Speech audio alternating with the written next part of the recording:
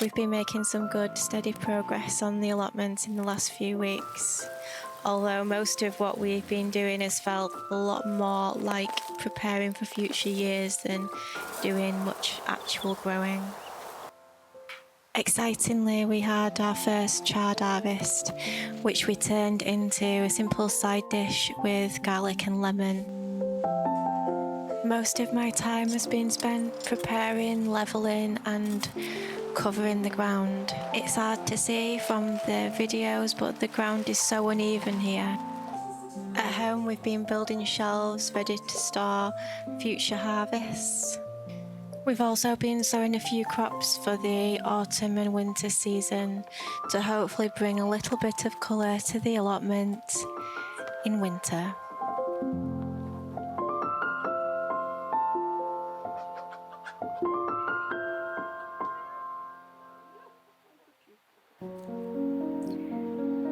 I tried digging out these nettles with a fork, but the ground was so hard it barely made a dent. The wonky fork, spade and hoe I found at the boot sale, £5 for the lot, but even they couldn't get through it. Plan B was to start pulling at the roots by hand, and then Plan C was to water the whole area to soften the soil. While the hose is running and soil softening, I went to fix the damp-proof membrane. It shifts in the wind, so I'm trying to pin everything down and make the edges neat again.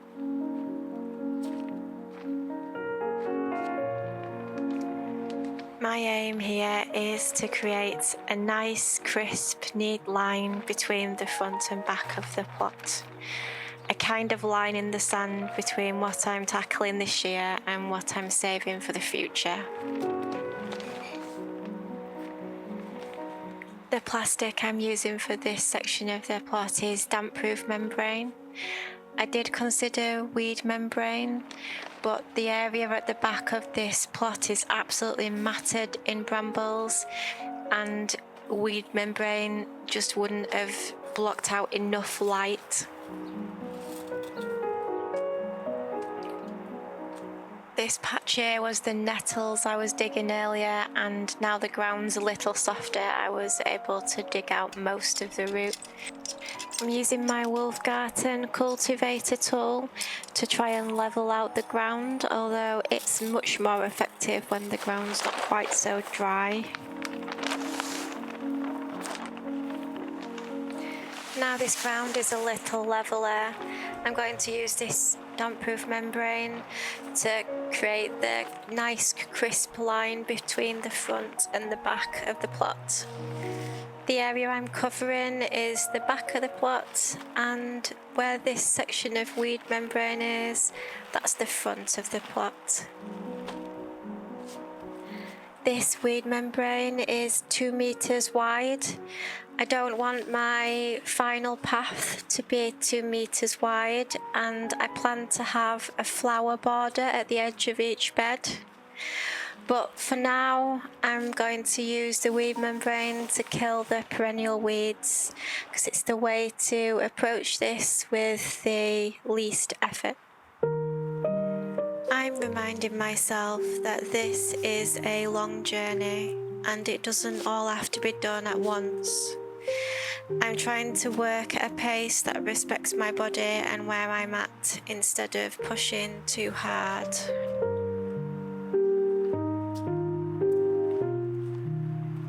The 2 strings you can see are the strings that mark out my metre-wide central path, right from the very front of the allotment to the very back, and they help me just keep everything nice and straight and in line. Unfortunately, they are acting a bit more like a tripwire at the moment, so I've had to take those down just to try and stop myself from breaking a leg.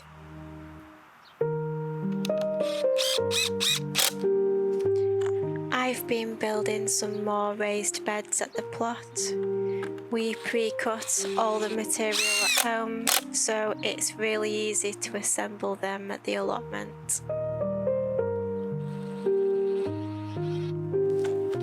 because we bought discounted decking boards for this. A lot of the wood is slightly warped, which means the trickiest bit is trying to force the boards into shape so that the beds are as square as they can be.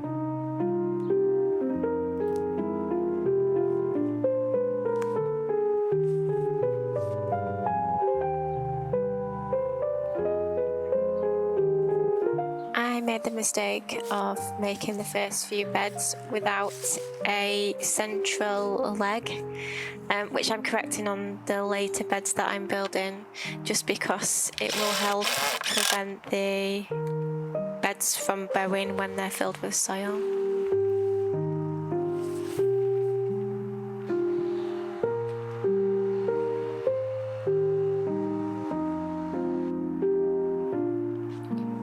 These pieces of plastic the previous tenant had used to cover a section of plot at the back. I never intended to use as much plastic as I'm using, so I'm trying to make sure I save as much as I can to use for other jobs. Even though it's a little bit holy, I can always double it over and use it for something else. Another thing this plot has in abundance is bricks. They are usually really useful, although some of them, like these, are falling apart.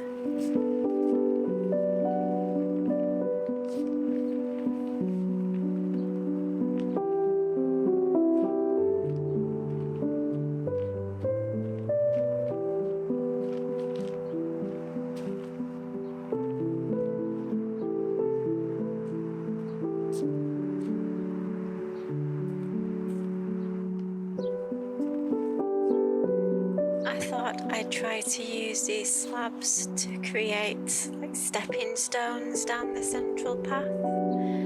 However, they are really heavy to move, so I will have to think long and hard before I make any more decisions.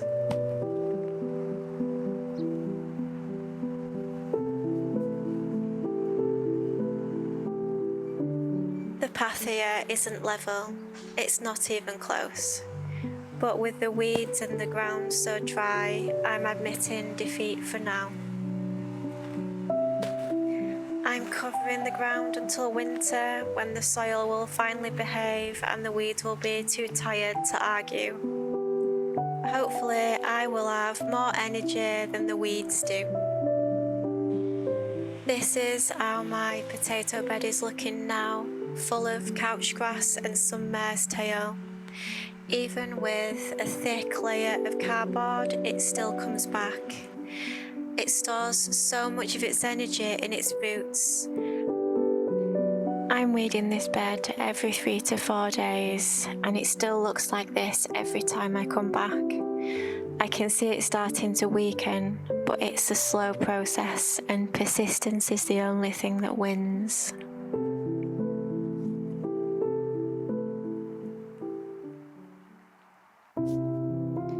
I planted these peppers about 3 to 4 weeks ago, and this is the best one.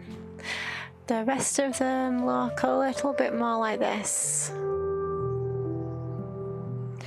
I'm going to see if I can do anything to save these by fixing the soil. When I created this raised bed, I used some logs and twigs I found on the allotment. And I think what's happened, by using those materials, they are drawing the nitrogen out of the soil, leaving nothing left for the plants. I think that's what's causing the leaves to curl and discolour. Although it's been so dry recently, the weather definitely hasn't helped. I'm adding some more compost to this bed. I also have added some chicken manure pellets, and also I'm mulching with some grass cuttings from our garden at home. Our garden at home is where the chickens are exploring, so the grass cuttings also contain some feathers, some chicken manure. It will all break down eventually and hopefully add some goodness to the soil in the process. And hopefully in the meantime it will help the soil retain some moisture. I'm trimming the grass and covering the paths as I go. It's slow work, but every bit I cover is one less area for the weeds to take over, one less area to trim next time.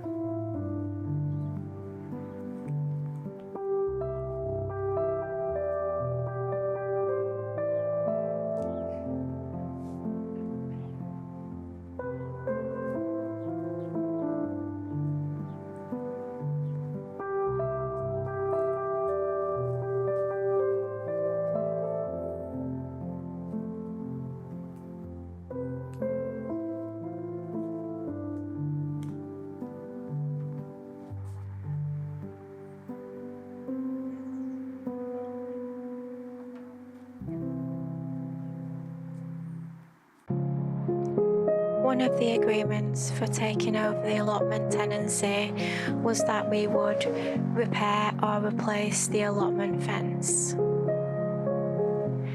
The current fence at the allotment doesn't reach the full width of the boundary, and this is because historically there was a shed on the plot, but the shed was in such a bad state of repair that it had to be taken down. The council agreed to take the shed down, and we agreed to replace the boundary. We were planning a wood delivery to finish our kitchen, so I decided to order these posts at the same time, although we're not quite ready to build the fence just yet. I'm using the opportunity of the car being at the plot to remove as much rubble and rubbish from the plot as possible. I've been saving the compost bags, and every time I've emptied a compost bag on the plot, I've tried to spend 5 minutes filling up the bag with as much rubble as possible. It was such a nice feeling to clear this section of the plot, although we've many more trips in our future as there's so much more to clear. And this is the plot as it stands today. There's still a lot to do, there's still a lot to clear, but it's starting to take shape. It's starting to look like an allotment, and it's such a nice feeling. And this is the back section of the plot, the section I'm leaving for the time being, although I have planted some pumpkins, courgettes and winter squash, and they've started to take over a little bit. It's nice to see something growing in this section, and it's really low maintenance.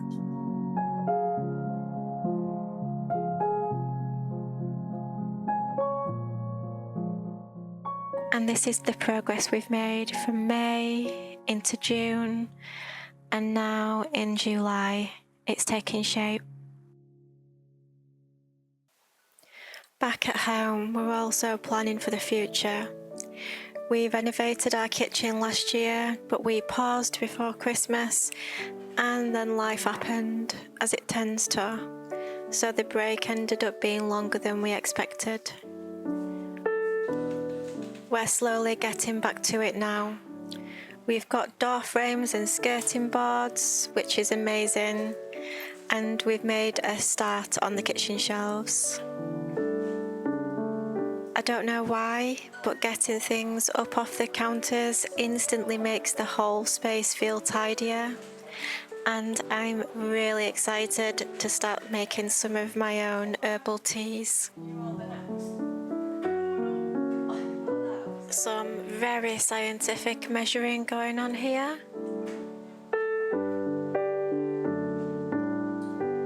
And while Simon is putting the shelves up, I'm in the background fending off the teenagers and sowing seeds. A few winter vegetables to try and stretch our growing season. Without a greenhouse, we're limited to what will survive a British winter, but it's still worth a try.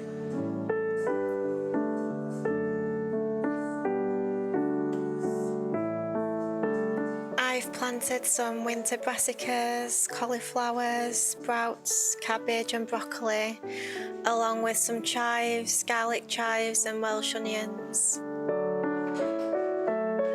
I've also popped in some Chinese cabbage because my daughter wants to try making kimchi. I'm not sure how confident I am, but she's confident, so we're going to give it a go. This is before and this is after.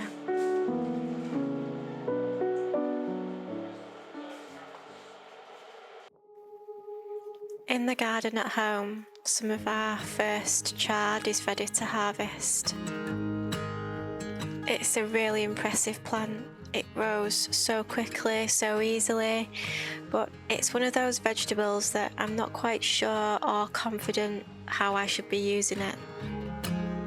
I know some people make some truly amazing things with chard. I just haven't quite found my rhythm with it yet. Today we made a simple side dish with lemon and garlic and served it with salmon Wellington. I really enjoyed it, but the teenagers weren't convinced. It would be amazing to find some crowd-pleasing chard recipes.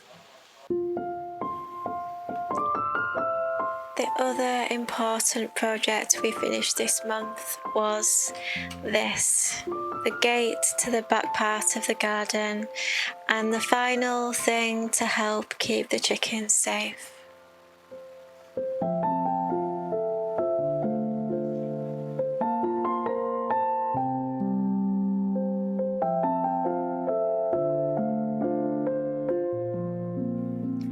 The chickens are in full teenager mode now. They're moody, a little bit dramatic, and absolutely not interested in being held. They've all developed their own personalities too, which mostly involve pretending they don't need me until I have food.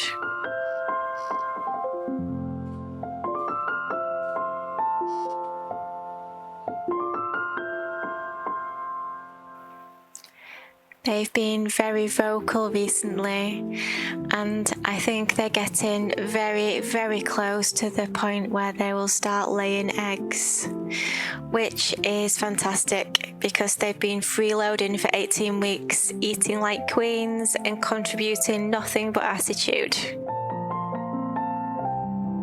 We're so excited for our first egg. It feels like the next step in this whole seasonal journey, watching them grow from tiny fluff balls into real hens.